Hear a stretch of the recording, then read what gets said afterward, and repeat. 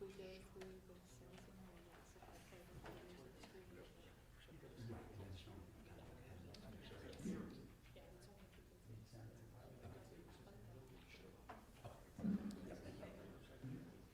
Yeah, it's only because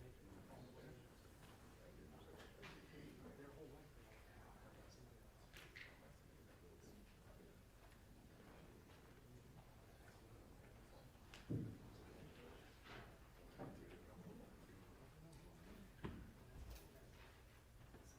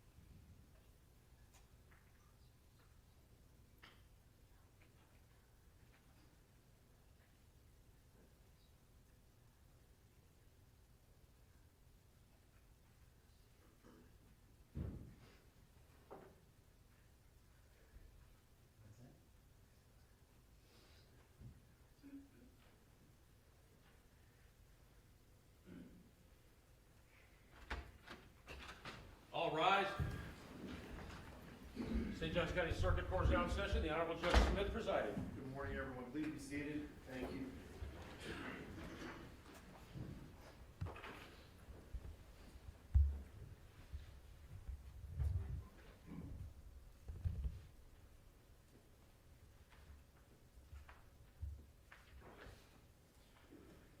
All right, let's go on the record in case 22 CF 1185, State of Florida versus Anthony Guadalupe. Do I have a hearing on behalf of the State of Florida? Good morning, Your Honor. Melissa Clark on behalf of the State Attorney's Office. Good morning. And on behalf of the defendant? Your Honor, Terry Shoemaker, on behalf of Anthony Guadalupe. Ken Probesco, Your Honor. All right, good morning to everyone. We were set for this morning for a sentencing hearing. The defendant had previously entered a plea to the charges in the information on October 4th of 2023. We passed the matter for sentencing to today. The court had ordered a pre-sentence investigation. I've received that report. Yesterday, I did receive notice and received a copy of a motion to withdraw plea of guilty that was filed by Mr. Shoemaker. So obviously, we need to address that motion first. Yes, Your Honor. We had anticipated going forward with the sentencing today. On Wednesday, I met with Anthony, and he expressed his desire to withdraw his plea based on various reasons. So I filed it that night. Obviously, saw it yesterday morning. And we would like to, if we need to have a hearing, we'll have it. I take testimony from Dr. Jill Nicolino and then some questioning of Anthony as well. So, but I didn't know what the state's position was on it officially, if they would stipulate to it, or if we needed to have the hearing. All right, Ms. Clark. I'm going to address you here just to make sure the audio is picking up. Thank you. I also received the motion, obviously. Certainly our preference was to go forward today with sentencing. I know there's a number of families here expecting this to be finished, to put this behind them. So I think everybody's a little disappointed. But I did want to put a few things on the record. First, I know that I discussed this with his counsel, but I want to make sure that the defendant hears it in open court, the consequences of his decisions. The state, when we filed our initial information, we didn't charge every possible charge that we could have. If the defendant withdraws his plea, I am prepared to file amended information charging an additional 7 counts of lewd lascivious molestation on a victim less than 12. Each of those counts, as the court is aware, is a life felony. This would increase his exposure as well. I put a score sheet together with those additional counts. And for the record, if the defendant is convicted as charged in all counts in this amended information, if I file it, his lowest permissible sentence is 1,247 months in Department of Corrections. If my math calculations are correct, the bottom of the guideline scores would be 103 years in the Department of Corrections. So 103 years in prison if he's found guilty of all counts, and the court doesn't find a lawful reason to downward depart. Currently, his score sheet bottom of the guidelines was 66 years. Pursuant to the plea negotiations, we did agree to waive that and made the bottom 35 years to life, and would have been here today to argue for what we believe to be an appropriate sentence. So I wanted to make sure that was on record. I would ask the court to inquire of the defendant to make sure he understands that. With respect to my position on the motion to withdraw his plea, I have no doubt the defense counsel properly advised their client. I have no doubt that the defendant understood their advice, understood exactly what was going to be happening today. I truly believe it's probably the defendant has cold feet, but at the end of the day, in reading case law and knowing what it is that they have to prove at a hearing, I've read the reports by Dr. Nicolino, the IQ testing. I'm aware that his IQ is lower. I don't believe he's necessarily intellectually impaired, but I do understand he has a lower IQ. So I believe that the court could find there's good cause to allow him to withdraw his plea, and rather than litigate this 3 to 4 years down the road on appeal, my preference would be if he wants to withdraw his plea, I'll file the amended information and we'll go to trial. So that's kind of the state's position at this point, Judge. Thank you, Ms. Clark. Mr. Shoemaker? Yes, Your Honor, and we did go over everything about the amended information with Mr. Guadalupe. He understands the ramifications of withdrawing his plea, and he'd still like to go forward with that. And if you'd like to inquire him about that, that's fine, Your Honor. All right, Mr. Guadalupe, raise your right hand. Do you swear or affirm the testimony you're about to give will be the truth, the whole truth, and nothing but the truth, so help you God? Yes, sir. All right, sir. You just heard your attorney indicate to the court that you wish to withdraw your plea of guilty that you had filed, that you had entered back on October 4th. Is that your decision, sir, that you wish to withdraw your plea of guilty to those charges? Yes, sir. Have you had sufficient time to discuss this decision with your attorneys? Yes, sir.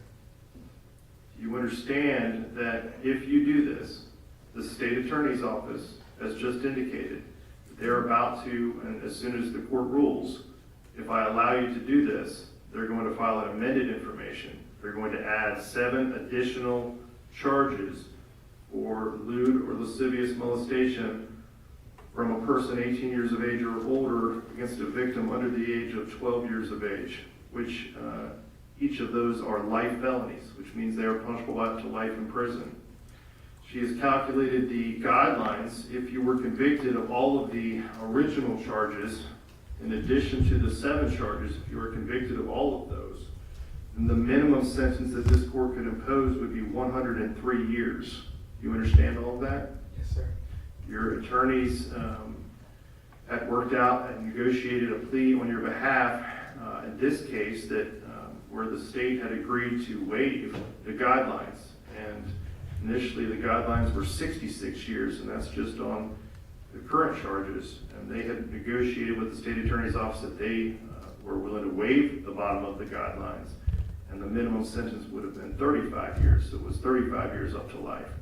Now, if you go to trial and you are convicted, the minimum sentence again would be 103 years up to life, which in essence would be life. And the only way that the court can impose any type of a sentence below that 103 years would be if you and with the help of your attorneys could establish that there are certain statutory factors that would permit this court to deviate below that guideline sentence. And then, even if you were able to prove that there were statutory factors present that would permit this court to do so, the court could still decline to deviate below that guideline sentence. Do you understand all of that? Yes, sir. Are you certain that this is your decision, that you wish to withdraw your plea to these charges and proceed to trial on the amended information, which would be, what was the total number of charges initially? Was it 13? It was 14 originally. 14, so now there'd be 21 charges of 21 count information. You understand that, sir? Yes, sir. Do you need any more time to speak with your attorneys about this decision before I rule on this? No, sir. Anything else, Ms. Clark, would you like me to inquire? No, sir, thank you. Anything else, Mr. Shoemaker? No, Your Honor. All right. Well, I do find that Mr. Guadalupe understands the ramifications of this decision. I would concur with the state that if I were to deny, you can sit down, Mr. Guadalupe. If this court were to deny this motion, it certainly would go up on appeal, and potentially we would be back here just trying this case in a couple of years. Rather than doing that, I think it makes sense, and based on the state's position today, the court will grant the motion to withdraw a plea of guilty. So I will do that at this time. Ms. Clark, got the amended information that you're Yes, sir, following? it is. At this time, we would amend the information. All right. Have you shown this to Mr. Shoemaker? Have you seen this? Yes, Your Honor, I received that in email yesterday. All right. And have you had an opportunity to review and discuss it with your client? Yes, Your Honor, I did that yesterday afternoon. And how does he plead to the amended information? So, Your Honor, at this time, we waive formal reading of the charging document and her plea of not guilty to the 21 count information. All right. I assume that the addition of these new charges, you can all sit down. We're going to start talking about trial date now. And so let me just ask, with the addition of these charges, are these same charges contained within the videos that the state had previously reviewed and the defense had previously had in their possession as well? Yes, sir, and they include the same victims that were in the initial count, so there's really no new information other than obviously additional charges, but no new factual information that the defense was not already aware of. Yes, Your Honor, and I don't remember the exact date, but we had gone over and looked at all the videos, and that included the 7 new charges that the state just filed on. All right, so at this point, you feel prepared to go to trial? Yes. All right. Well, trials for this month that are next week. And frankly, the court's docket is very full for the month of February, so that would not be plausible. The month of March would be a possibility. My concern about March is this. Spring break is in the middle of March. I know that Ms. Clark, I believe that you had indicated previously that you had a vacation that month as well. My concern is if we set it in March with the number of witnesses and we may run into complications in getting folks here for trial in March with spring break, et cetera. And so I don't know that that would be the most reasonable month to set it. So I'm looking at April. And Your Honor, as we spoke on the phone, I have that murder trial in Flagler. In speaking with Mr. Johnson, I believe they're going to try the co-defendant first, which would then push us back to May. So I am pretty sure we'll be available in April. All right, now let's go ahead and set it. What are the court's trial dates in April, Sure. sir? The 2-week trial period in April is April 15th through April 26th.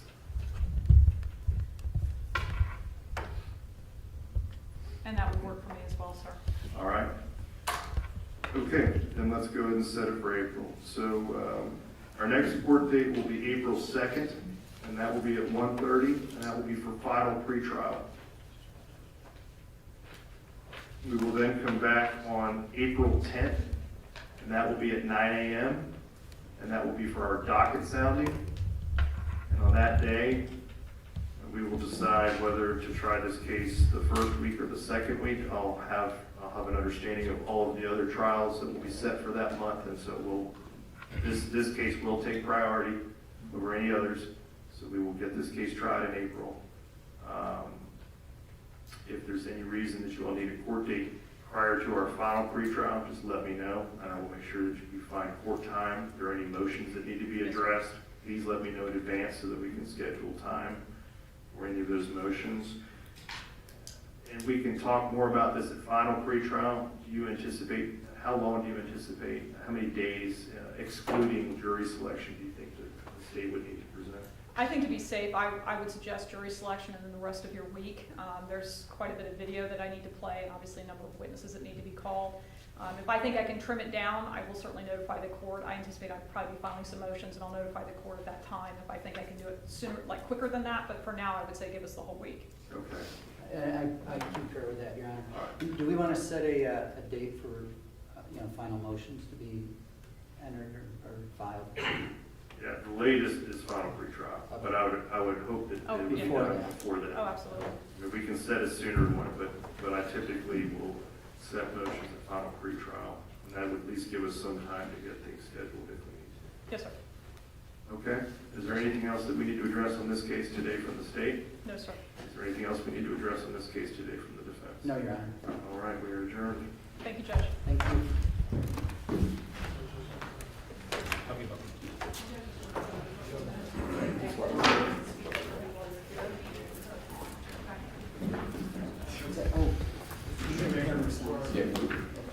Oh, yes, thank you.